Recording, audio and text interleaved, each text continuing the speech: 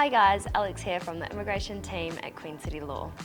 Today we'll discuss Section 61 of the Immigration Act 2009 and how this may potentially help you if you are currently in New Zealand or know of someone who has overstayed and is in New Zealand unlawfully. Please like this video and subscribe to our channel, it lets us know you want to see more.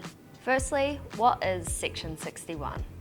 The Section 61 of the Immigration Act 2009 in New Zealand provides the Minister of Immigration the power in his or her absolute discretion to grant a visa of any type to a person unlawfully in New Zealand, otherwise liable for deportation, unless you are subject to a deportation order. This basically means Immigration New Zealand has the ability to grant a visa if a person has become unlawful. However, Immigration New Zealand does not have to give any reason to refuse your Section 61 request, as it is purely discretionary and there is no right of appeal. Therefore, it is critical to provide a comprehensive and compelling request. I will go over some of the factors that Immigration New Zealand may consider in this video. When can you make a Section 61 request? You can make a Section 61 request of the Immigration Act 2009 in New Zealand for a visa when your visa has expired and you're now in New Zealand unlawfully. This is generally a last resort. It is mainly intended for when you've tried all other channels in obtaining a visa. If you are still in New Zealand after your visa expires, you can make a request for a temporary or resident visa under Section 61, but only if you believe you have a special case. What do you need to provide Immigration New Zealand? The information that is required will depend on your personal circumstances for becoming unlawful. There are different types of reasons for someone to become unlawful, such as Scenario 1, technical overstay, such as issues submitting your application online with technical errors in the system, preventing you from submitting your online application. Scenario 2, you let your visa expire unknowingly.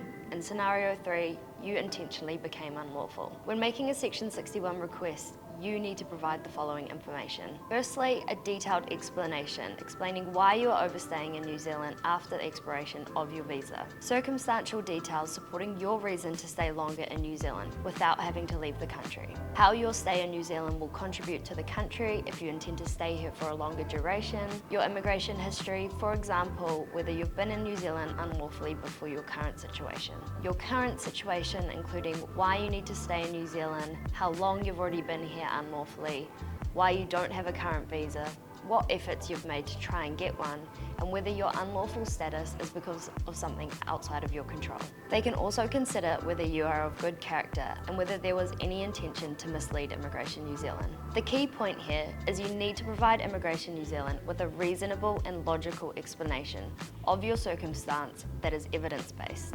Immigration New Zealand will need to be satisfied that granting a visa is a fair and reasonable outcome that is in the best interest of New Zealand.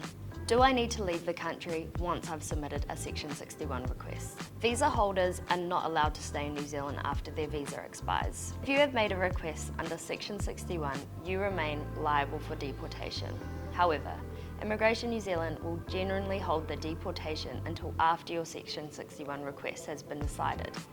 We suggest you contact us as early as possible. If you have submitted multiple Section 61 applications and have been refused in all your requests, then there's a significant risk that a deportation order may be issued. Again, please note that requests are granted in the absolute discretion of the Minister or his delegated decision makers, and Section 61 requests are only granted in limited cases. What is the processing time? There are no specific processing timeframes for Section 61 requests. However, they are usually processed within 2 months. Please note that these timeframes can vary, and it is always a good idea to check with Immigration New Zealand for the current information. How can Queen City Law help? At Queen City Law, we specialise in providing comprehensive immigration services, including assistance with Section 61 requests.